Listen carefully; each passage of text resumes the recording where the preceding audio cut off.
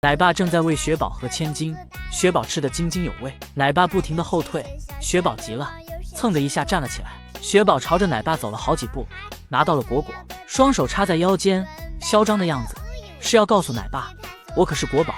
你给我老实一点。花花站在地上吃东西，像个穿着蓬蓬裙的小姑娘一样，真的好可爱啊。熊猫宝宝正在吃竹笋，一个不够，宝宝又伸手找奶妈要了一个竹笋。萌兰在木床上不停地扭动着，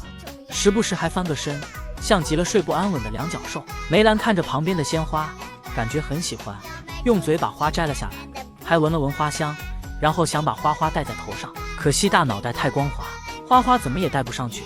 一不小心花花还掉了下去，急得梅兰四处寻找。熊猫贝贝像个大爷一样坐在泳池边上，呆呆地看向远方，洗了要醒了，一下就起来了，感觉起猛了，整个熊都是萌萌的。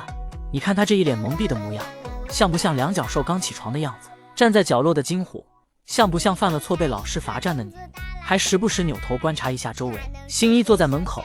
他抱着膝盖看着远方，你看这忧郁的气质，像个失落的两脚兽一样。